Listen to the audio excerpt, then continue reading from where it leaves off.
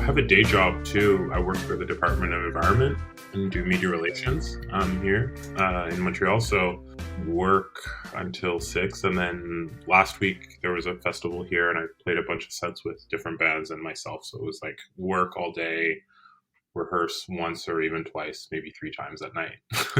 I didn't know the day job part. That seems like a pretty handy skill to have as a musician, to also be in on the promotion side of things. Yeah, I feel like I've always had a day job, mostly always had a day job, which has been nice. But it can be a lot depending on like where you are in the cycle of things. And yeah, right now it feels like a lot.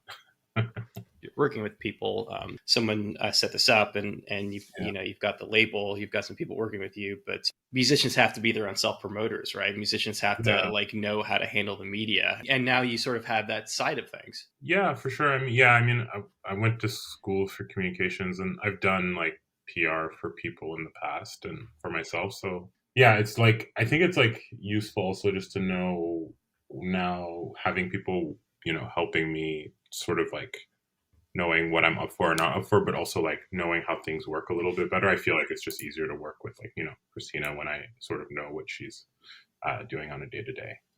But yeah, it's definitely like learning a lot too. There's a line that you have to walk with the micromanaging, where Yeah, like you want to. I mean, I'm like this in my own life. I think everybody is to some degree, where you like you want to know what everybody's doing, but also there's a reason why you hired that person. You want to believe yeah, that they're good at their job, and you don't want to be like over their shoulder about everything. exactly. And I'm very happy to not have to do that part of the job anymore. Yeah, it's nice. It's interesting to hear you say that you're happy to have a day job. I mean, I obviously like I get that from the standpoint of like, very pragmatically being able to support yourself. But, it seems like most of the musicians that I talk to, the end goal is to not, right? The end goal is to just be able to support yourself with music full time. I go back and forth on that, like even pre-pandemic. Like, I obviously, like, I feel so lucky to have a job where I could work from home. I'm still working from home, and I definitely would not have had that had I not, been working where I am now. But I don't know. I think like long term, I like, yeah, I wonder if like musicians at a certain level will like be able to like retire well. Like that's what I I think mean, to about. be fair, I think that's a concern that like everybody under the age of 50 has at this point. That's just how the Yeah, world is going. exactly. So, yeah, like I don't know if my total end goal is to like that would be really nice if I could just like play music all the time and that be my job. But I think the end goal is to like be where I'm at and keep playing music and seeing where it goes. But I like kind of having the cushion of just like, okay, even if I like whatever, I quit for a year, I still have these skills and I can come back to it, and I still have like something that I can hopefully rely on, down the road. But yeah, I don't know. I just always wonder how full-time musicians, what retirement looks like. You said you're happy with where you're at. You mean from the standpoint of the level of success that you're having, or just, in terms of, I guess, sort of autonomy to make the music that you want to make? Yeah, I definitely think more the latter. I don't know. Yeah, I don't know what success totally means in the grand scheme of things. Like yeah, I don't know. It's interesting like talking to different artists and like comparing where we might think that we're at, and like everybody thinks that they're not where they should be, but then you talk to each other and you're like, oh no, I think I'm probably doing pretty well. But no, I love the autonomy. I love, like I've pretty much made every album that I've wanted to make, or worked with anybody that I've wanted to work with, or collaborated with anybody. So that like having that freedom is so great, and I still have that now for the most part. And yeah, I think like if I didn't have that, then it wouldn't feel fun, and that's kind of why I started, and I'm still doing it. Yeah. That's something you risk as you get to the next level, is potentially losing some of that autonomy, Mhm. from the standpoint of the labels you're working with. And then once you get to a point where people are kind of dependent on you for their own livelihoods, like you can't Mhm. really fuck around anymore. For sure, for sure. And like, yeah, I always approach whatever I do very like it is a job, which I think serves me well. But I think like I'm down to change things or like accommodate people as long as it's like a logistical need. Like it's like I want to, if I like obviously, let's say you just finished making a record, you're like I want to put it out tomorrow, but obviously logistically that doesn't always make sense. So I'm like happy to accommodate that way. But I think like yeah, if somebody's like, oh, maybe you should make this kind of record, I'd be like, well, that's that doesn't make any sense. That's like, yeah, that's like my duty is to like make the music, and then we can deal with whatever I've made after that kind of thing. I noticed that on the latest record that you're a producer, which has obviously been the case with a lot or maybe most of your projects. We Mm-hmm. talked about the sort of the downside of micromanaging when it comes to these sort of external things that you don't necessarily want to have to be a part of. But are you a micromanager when it comes to your own music? Yeah, for sure. I think like positively.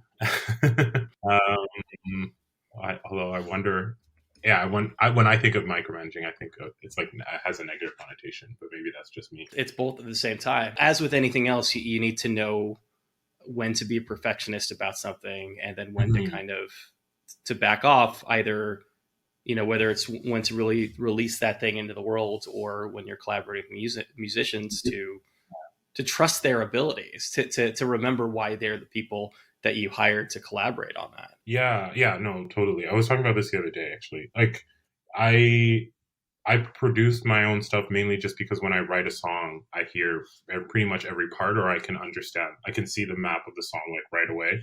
So it just feels easier to for me to like at least like get the full base of the song down. So then instead of like trying to like describe sounds to people, which feels a bit moot a lot of the time. It can be silly, I assume. Yeah, yeah, and also like it can be like quite frustrating if people aren't like we all think very differently. So to sort of save, I think it's like I do it also to save myself and other people the frustration of having to be in my head or trying to be in my head. But then like if I invite when I invite people, I think it's like for two reasons. Like either I need them to play a part that I've written on an instrument that I don't play or don't play very well, and then I'm kind of just like I need you to kind of like for this record, like Liam who played drums, like there are some songs where I already, most of the songs I had the drum parts written, and I was just like, can you just do this? But then there are other things, other drum parts or other instruments that I was just like, I want this person's personality. Like I chose you because I want you on the record, and you kind of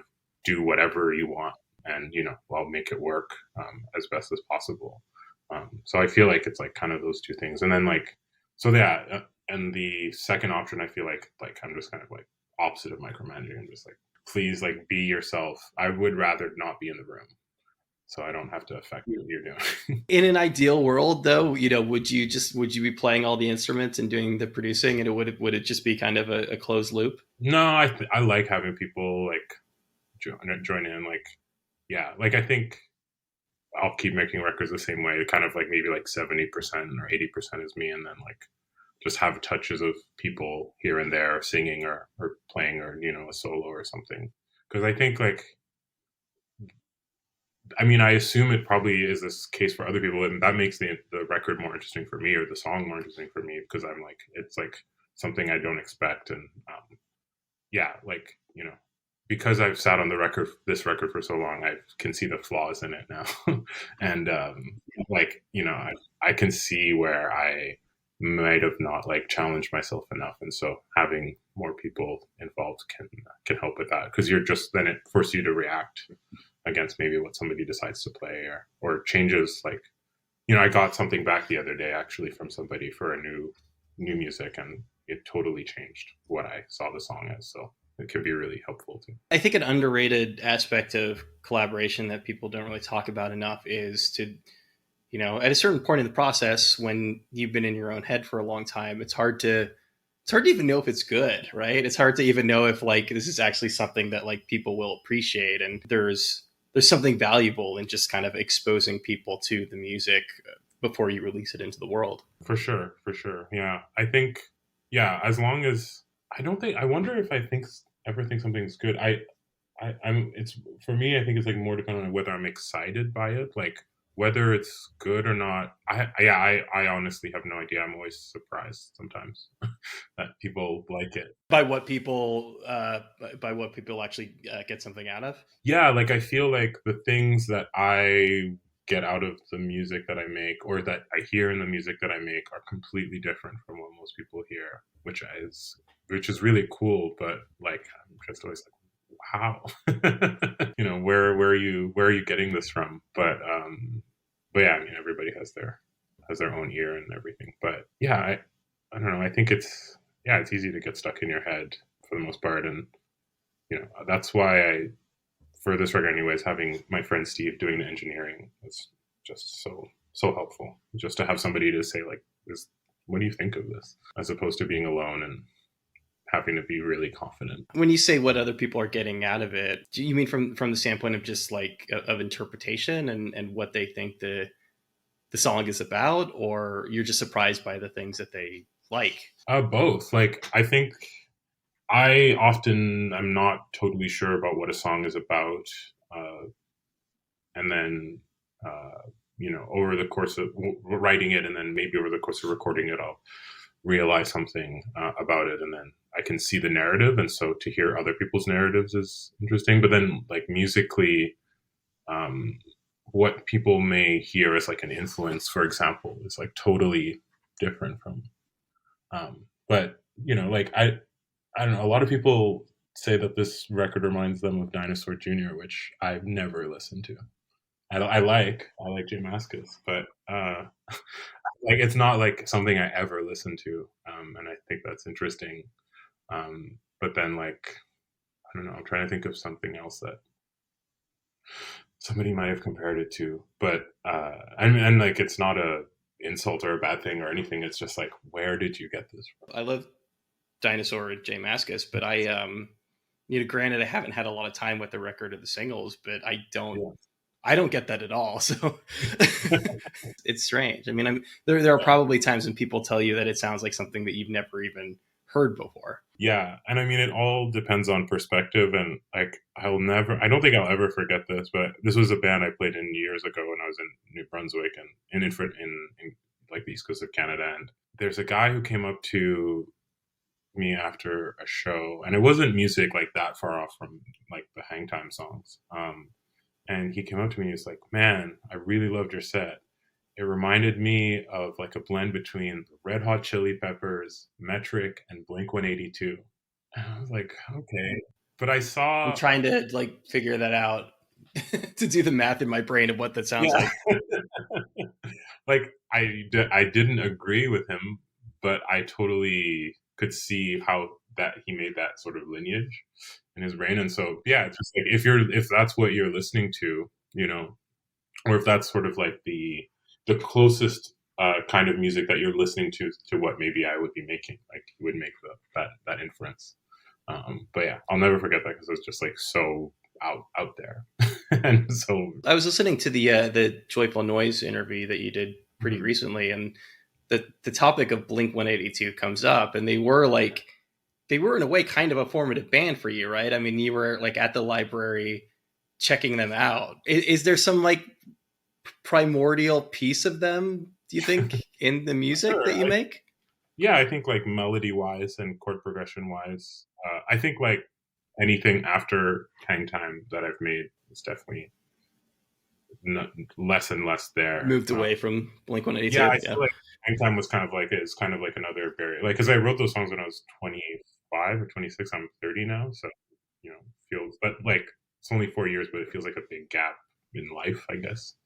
But no, they're definitely like I definitely see the melodic lines and chord progression lines. But that was just like I think I only knew the self-titled Blink 182 record until I was 20 or something. So like it was only one record.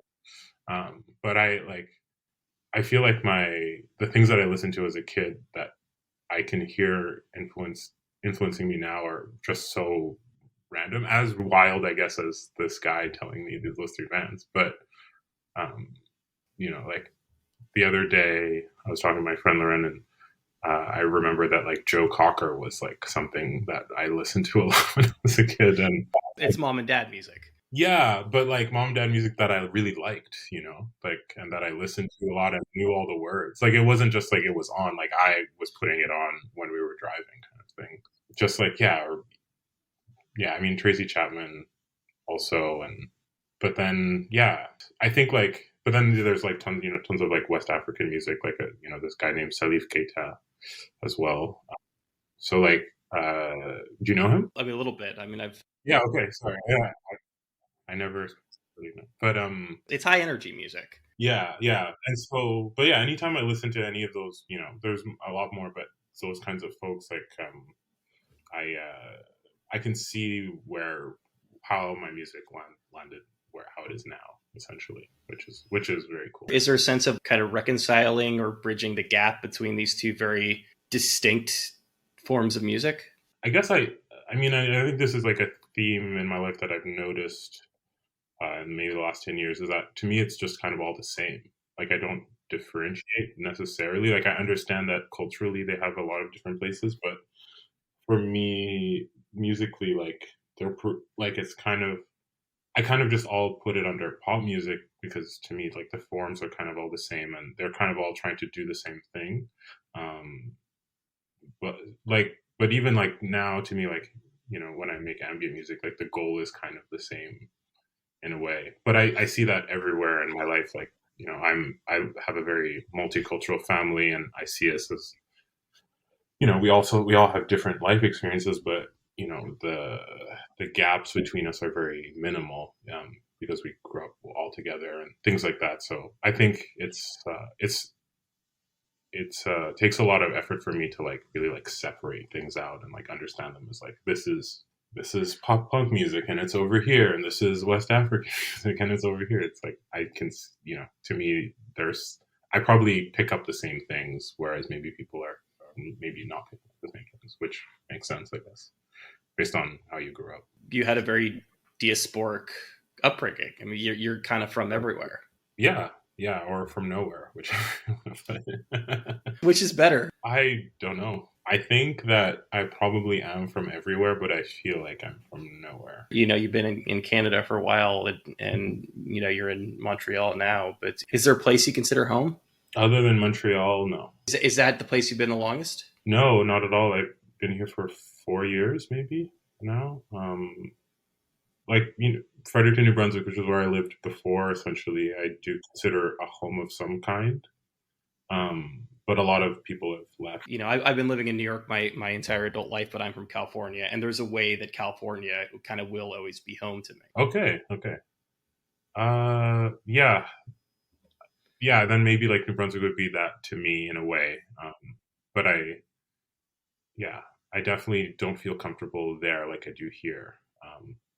But yeah, other than that, like other than those two places, there isn't a place, in all of the places that I've lived in before that I feel like I'm at home or, even know how to get around. What is it about New Brunswick that isn't quite there? I mean, obviously, like Montreal, this is hmm world class. A lot of people say it's sort of the most European city outside of Europe. What about New Brunswick didn't feel like home to you? I mean, so many things, and like in a positive way or just like in like or a neutral way, I would say. Like, I think it was my first time really being around people who'd spent their entire childhoods or most of their lives together.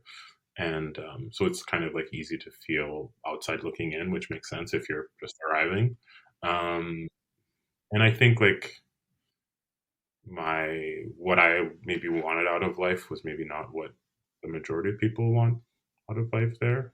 Um, I think, and I really feel comfortable when there's a lot of different kinds of people, and because New Brunswick is on the first of all in Canada, and then on the east coast of Canada, it's just a lot of white folks, which is just the way it is, and and in Montreal, to me, I feel like satisfies a lot of like different things. Like it's bilingual, and I grew up speaking French and English right off the top.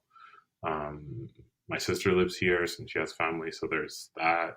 There's the music scene caters to a lot of things that I think are essential in music. Like there's a lot of push for experimentation, which there is in New Brunswick as well. Like you can kind of just do whatever you want in New Brunswick, and nobody's going to give you a hard time. But I think that the difference in Montreal is that maybe people will have maybe more of a frame of reference for what you're doing sometimes. Maybe I'm not. I can't.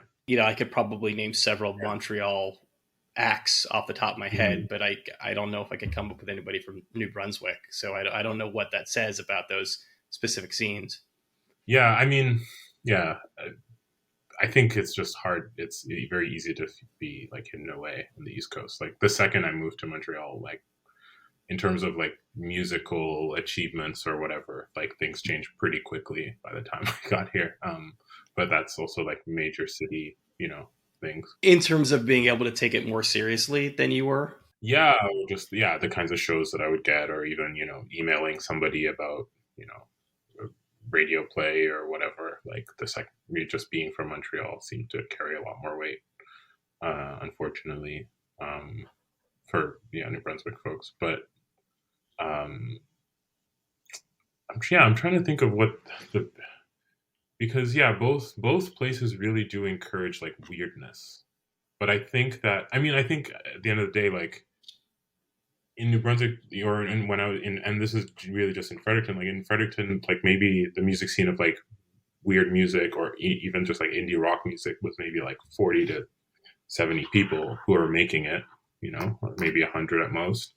And in Montreal, there's just so many more people who are making it. And then also there's just like this real spirit of wanting to go to those kinds of performances, and going to see that kind of weird art. And so when you have just a bigger size of population, you kind of feel a bit more um, encouraged to do it. And then also because if you're seeing more people that look like you or look different than maybe the archetypal, like, experimental musician or whatever, it just can feel more comfortable. And so, yeah, I think maybe for that reason, I like it a lot here. But, I'm also spent a lot of time in Europe.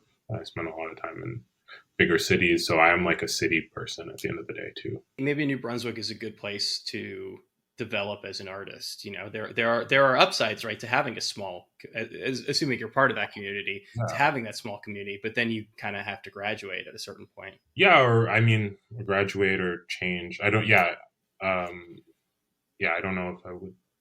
I'm weird to call it like a graduation because it like feels like it's like one is up further up than the other, but I think it's just very different, maybe. But Sure, but in order to sort of like progress in terms of reaching more people, it's necessary perhaps to move out.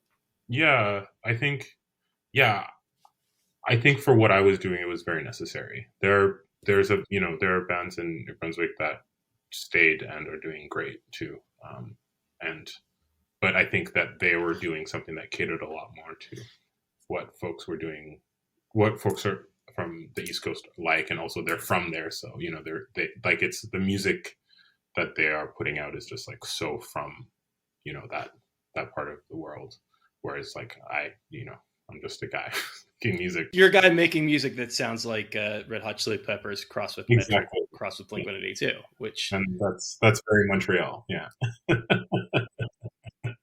you were talking before about one of the nice parts of having collaborators early on is knowing whether or not you were challenging yourself enough, and I'm curious what it means to challenge yourself in for you in the context of making music.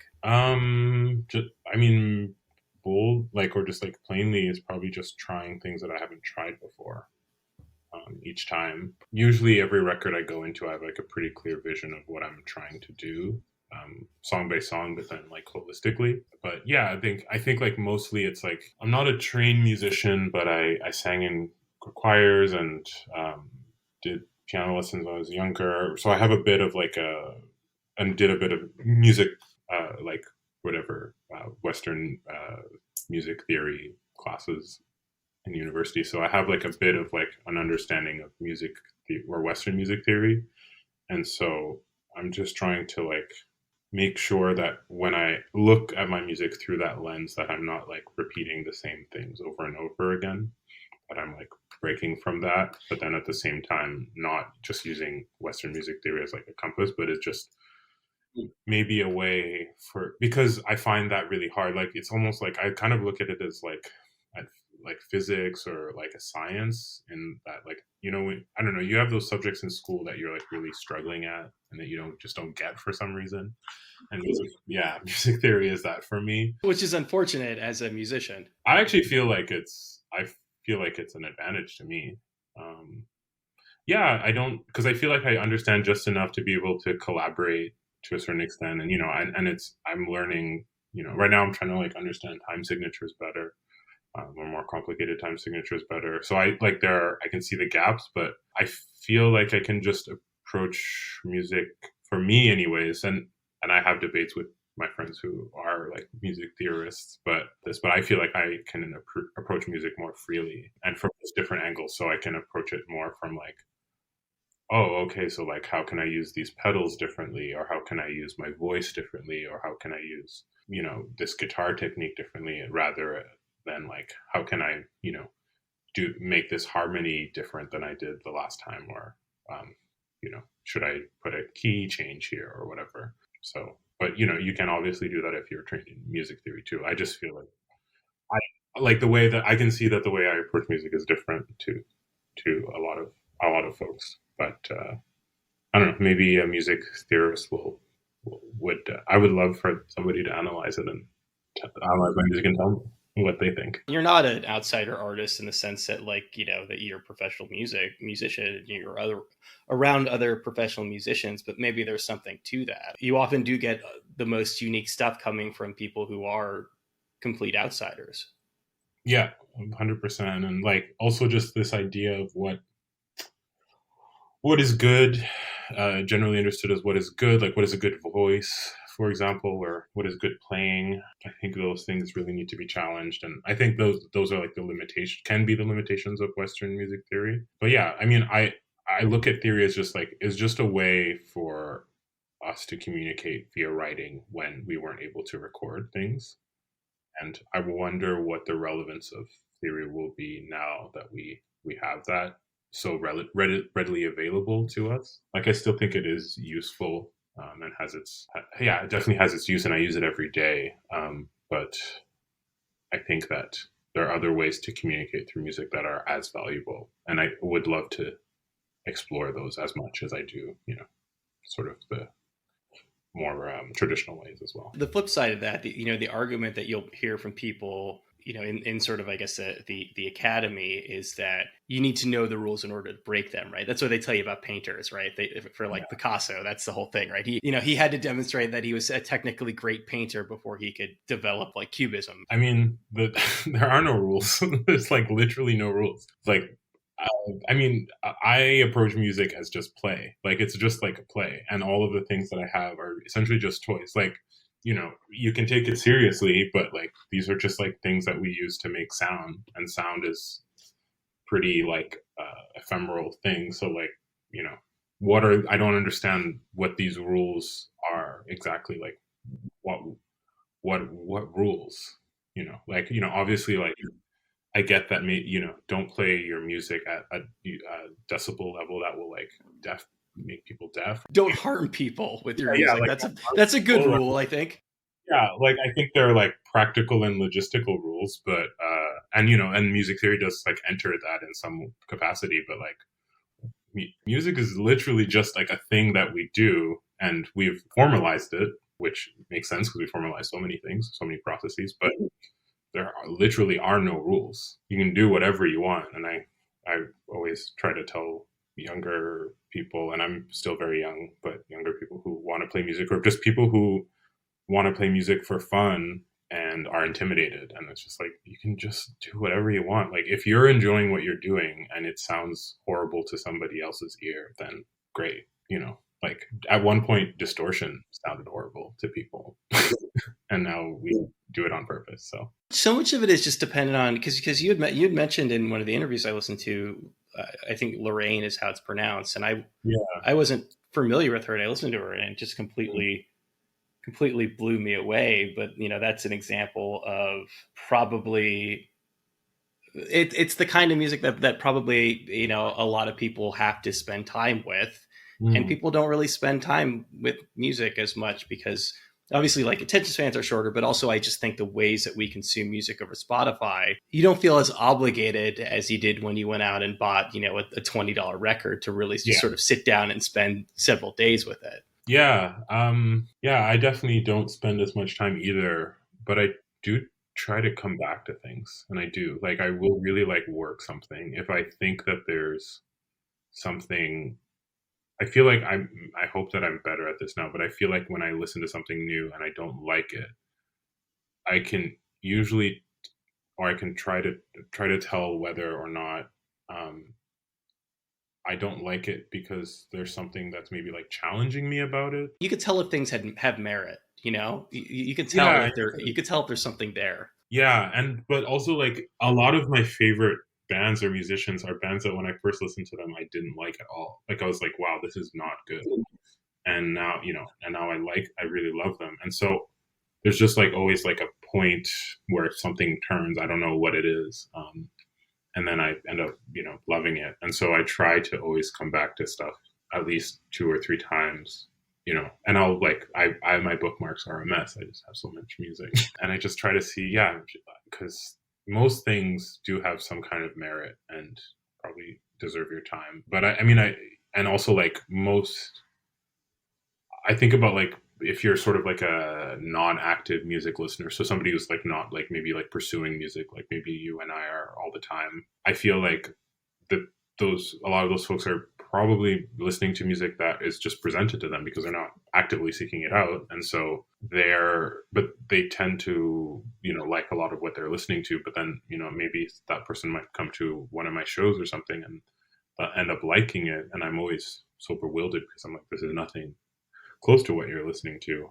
But I think that inherently, because we are sympathetic, beings, we if we are presented something enough times, maybe, or we give ourselves enough patience, we probably will find something that we like about it, even if we don't fully, enjoy it down the line. I notice that to a certain degree that repetition that plays a role in your music as well. Is that sort of a foundation that you can build on top of? Yeah, I think the next Yeah, I definitely like repetition. I'm trying to be better at using it. I feel like I kind of beat it beat it as far down to the ground as I could, and now it's time to find different ways to do it. Yeah, I've been trying to figure out how to write a pop song without a chorus, but using the verses as maybe the repetition, or like bits of verses as repetition. Um, and I like the songs. We'll see if other folks do, but yeah, I think that to me that seems like a maybe more economical way of like using repetition rather than like always repeating the same things. But I think that that has a lot of power, and like so like when I listened back to like Salif Keita I was mentioning earlier, like I noticed like that's where I probably got that from, because it's a lot of repetition and then layering, and then you get all these like interesting melodies weaving in and out, and the just like the increase of the repetition of words does give some kind of emotive power to the music. I don't know why, um, but or a line can have different meanings each time you hear it, which I think is cool. Yeah. But yeah, I think moving forward, it's like yeah, gonna try to be a lot more intentional about how I do that, rather than it being sort of um, yeah, feeling maybe cathartic or whatever. It's meditative. I mean, in the most literal sense, maybe the foundational idea behind transcendental meditation is Mm. repetition, right? You sit there and you repeat this mantra to yourself over and over again, and that's something that you can, to a certain extent, recreate in music. Yeah, oh, for sure, for sure. And I think that's one of my favorite parts of music, and I think that was my initial intrigue into like ambient or drone music, is repetition, or like very slowly changing pieces of music have that power, and also um, provide like a venue for patience in music, that and patience and peace in music. And as you know, somebody who has like tinnitus, that's like very nice.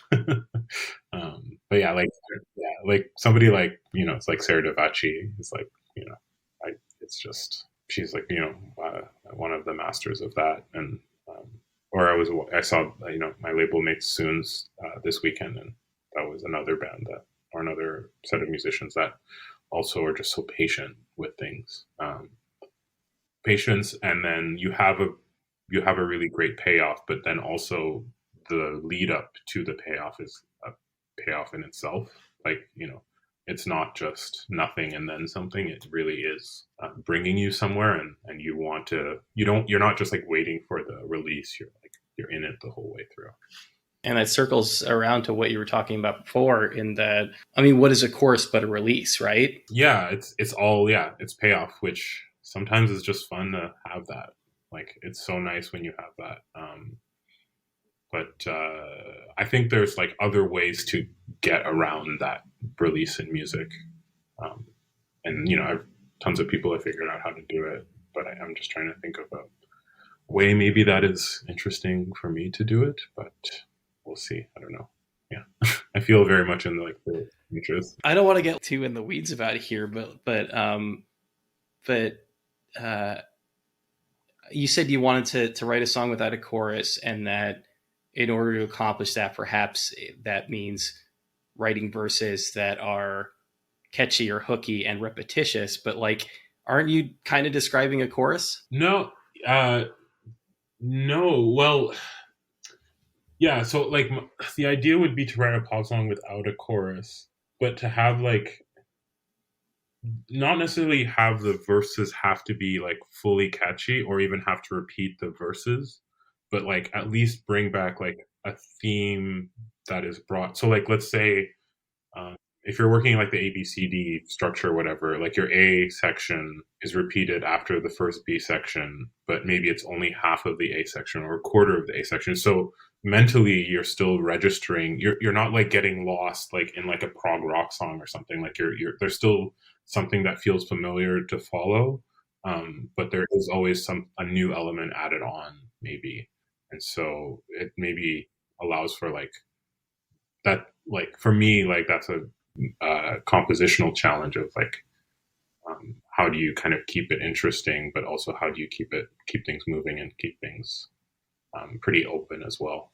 Um, but yeah, otherwise it would just be like your verses would just be chorus. Do you think about songs in terms of fragments and I guess sort of not to be too cliche, but puzzle pieces and how they fit together? I think after the fact, yeah, or like when I'm arranging uh, the other instruments for sure. But when I'm writing, I mean, I don't actually write usually. I just sit down and play something, and then that'll be the song most of the time. Because I guess at the core of it, I am probably like an improviser first, and so yeah, every like few months there'll be like a 2 week period where I feel like I can write a bunch of songs, and sometimes they're not good, but I can sit down and pretty much just like write it, like play a song, play something, and that'll be the song. But then after that, I have to like figure out what the song is, and so then I have to like figure out what the parts are, in terms of like, okay, what are the drums doing here, or what is the bass doing here, or whatever with the horns doing here. But yeah, when I'm writing, it's just kind of like very fluid. Yeah, You can't force yourself to write. I can. It's usually, excuse me, isn't very fruitful. A lot of the times, I find that, and yeah, I find my it's not a struggle, but it's a yeah, or equivalent of a struggle is more like I have to really try to convince myself not to write sometimes, or like it's like gets in the way of my life. So like there are periods of time where I'm not writing, like right now, which is lovely and it's great, and I feel like I can be a productive person in society. And then when I'm writing, it really is like it's 3 a.m. and I really need to write a song. Like I know that I have a song, and it's either like, am I gonna stay in bed or am I gonna write the song? And if I'm gonna write the song, then I'm probably gonna demo it, which means I'll be up for like 5 hours, um, and have to work the next day. And so it feels like when I'm writing, I feel very much like it's like a compulsion and I can't stop. Um, and so it feels like a bit anxiety inducing because it's like you gotta get the next song out. Is it good feeling overall? I mean, that kind of sounds wonderful. I mean, obviously, not in the sense of being beholden to it, but it sounds great. And so many musicians or writers or creative people who do spend so much time banging their head against the wall would probably give anything for these like reoccurring extended periods where they can just kind of flow. Grass is always greener, isn't it? It's unpleasant for you? I know. I think like if I had my choice between the two, I'd still pick my method. But it is like it is like it like I think it affects my life in those brief periods. Like this is like maybe a 2 week span. It like I do not feel good at all. Um, like I feel good that I'm writing. Like I like the songs and I'm listening to them, but I don't like I'm not sleeping. I'm not eating too much. It's purging. Yeah, for sure, for sure. Yeah, like it's like all consuming. Like if I'm hanging out with somebody, I'm like thinking about the songs, like they're there.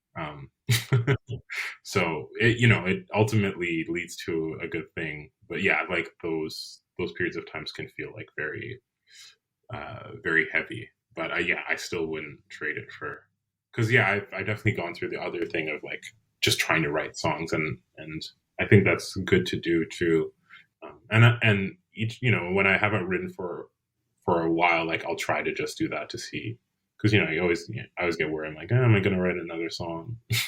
Even though it's a bit silly to think like that. But so I do go through that. But yeah, I find that process a lot more frustrating, and it feels a lot less natural to do it that way. Like it really feels like um, I don't know. It feels more like it feels more like work as opposed to like just a pleasurable thing.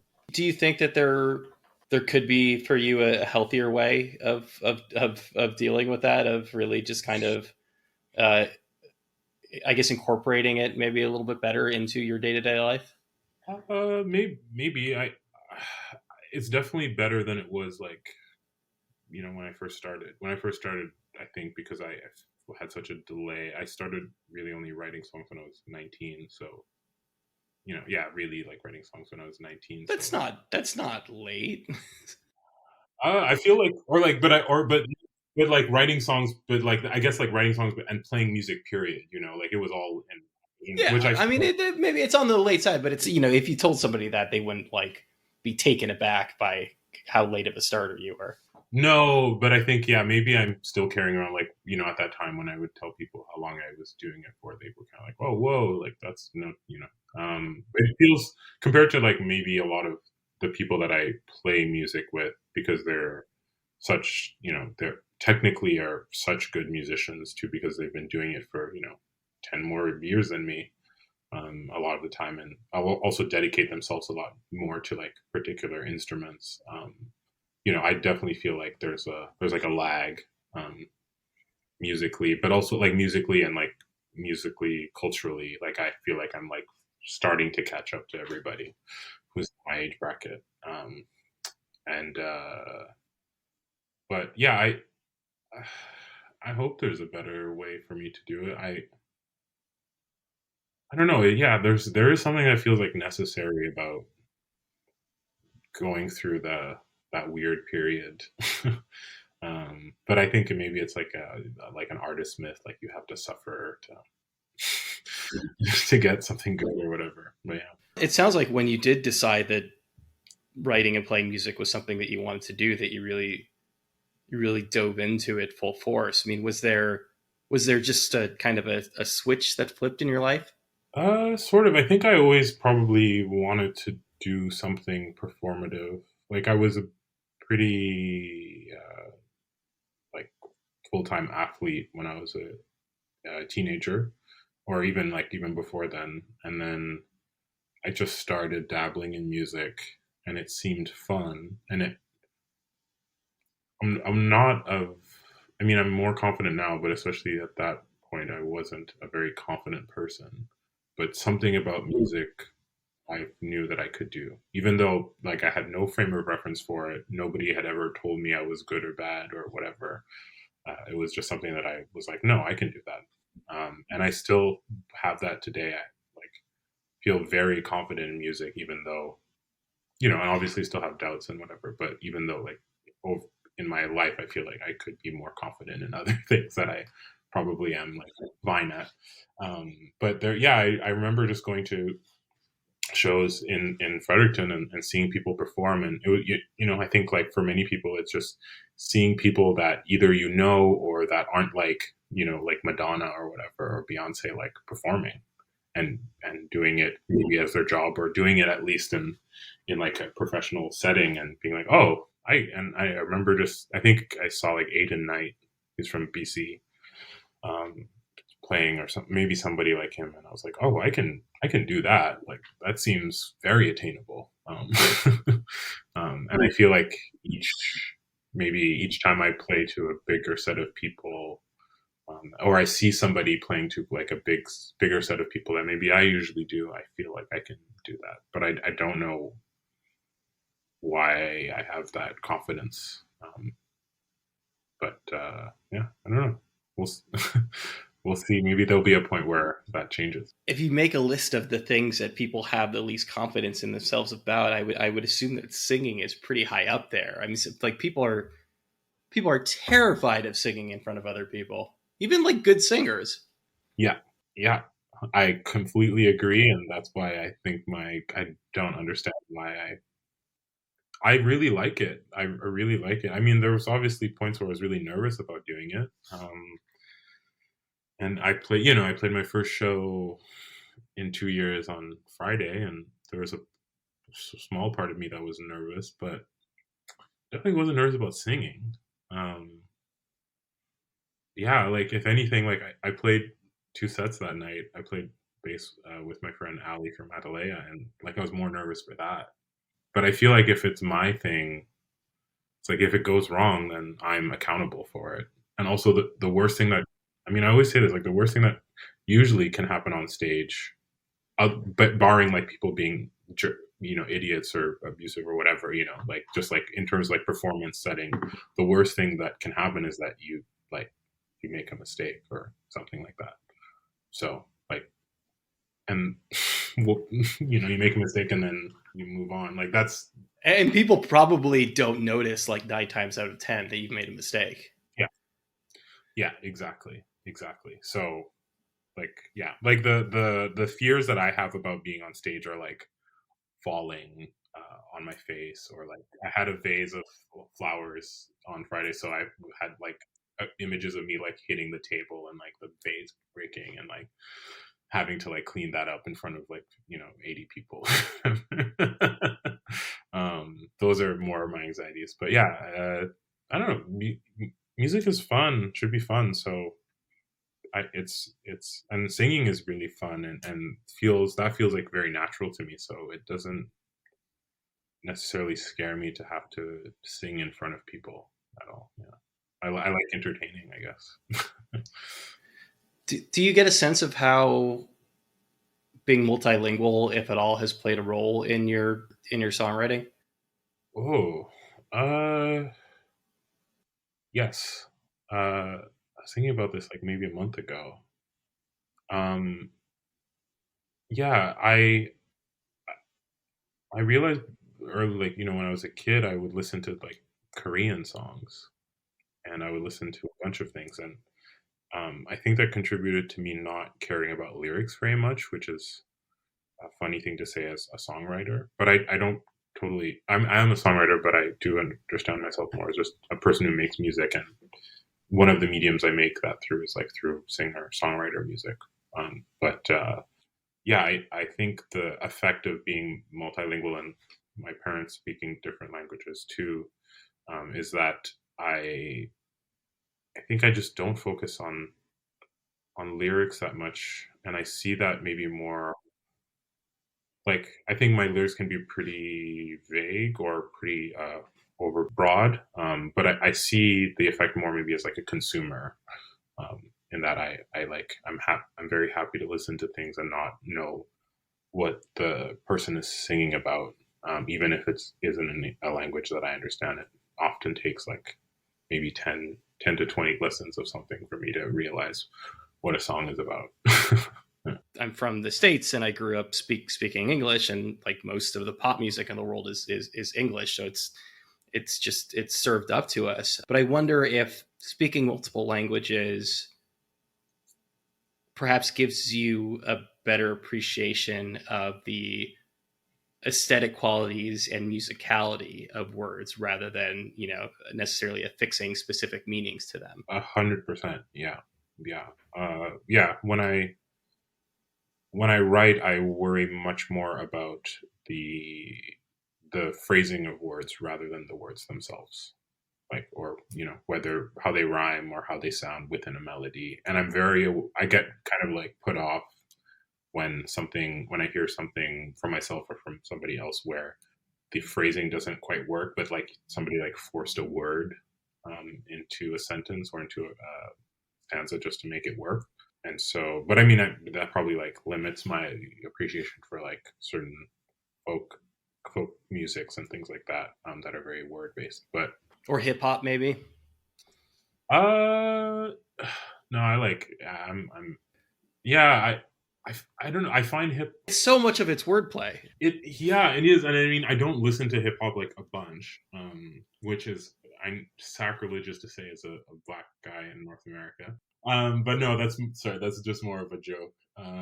But no, I think there's something because hip hop is so focused on you a lot of the time, maybe less so now, or I guess still because it still is very much within the medium. Like the musician and the rapper is still focused on the words making sense within the music.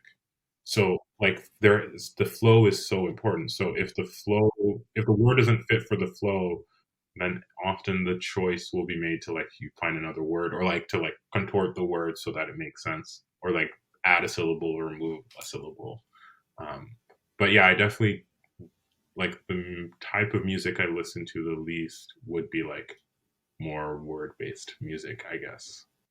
Um, It's like a superpower in a sense as a songwriter to be divorced from the meaning, in that I think part of the way that you're able to improvise lyrically and operate in this flow state is because you're not as invested in the meaning. I mean, that's so much of the time that's what trips people up. yeah, yeah. I mean, I think that the music should be maybe more the dictator of the feeling. Um, but I mean, that's just my opinion because like there's tons of musics that are really so word dependent, and I'm trying to be better at having appreciation for that. Yeah, like yeah, my one of my friends play. I'm playing in her band now, and she plays folk music and country music, and it is like a lot of times 1 4 5. And I obviously like the music because I'm playing in it. But there's a lot of music that is around that maybe she's showing me or that I come through or find myself on that. Um, I think that if I didn't wasn't maybe more critical of the way that I listen to music, I would definitely have written off in the past. But I think I am still a person. Ultimately, I'm like more drawn to things that are maybe musically a bit more interesting rather than lyrically more interesting. But yeah, I don't know. I mean, I do when I am writing, I still am like I think 50% of the time I'm aware of what I'm saying, and then the other 50% I'm just not aware. And I try to not be aware just because I feel like that then is like the most subconscious writing is that way. And so I'm maybe being more forthright with myself about things. Um, but yeah, I wonder if other songwriters feel the same way about whether or not when they're writing consciously, whether they feel like they're being less honest with themselves. And, but also like, not to get too essential, but like whether honesty is necessary in songwriting is also kind of worms. But yeah, my goal is to be at least honest with myself because it's a way for me to discover things about myself. I don't know. Honest is an interesting way to put it because I don't know that one of the ways of approaching it is necessarily more honest than the other. Maybe, yeah. I wonder. Like in my opinion, anyways. I guess I can just speak for myself. Like I know that if I'm thinking about what I'm writing, I'm going to be trying to force a meaning on a song or even try to write about a specific situation. Whereas maybe the feeling of the music is a lot more complex than that. But then if I'm just writing off the top of my head and not thinking about it, I'll often come back to those songs and be quite surprised. But at the same time, like, mm, but then I think of a song like Allies, which I was trying to write for so long. I think I did write that like off the top of my head, not thinking about it. Um, but it was felt very honest. But at the same time, I was consciously trying to write a song like that.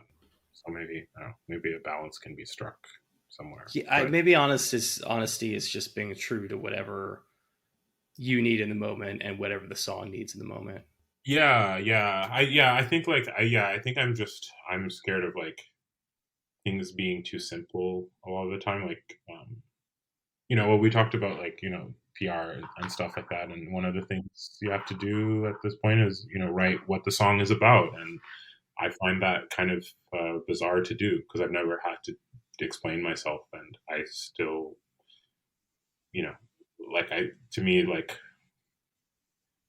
a song like Allies is very straightforward to what it's about, but then like the title track Hang Time to me is like about like five different things. Like each time I hear it, I hear different things. So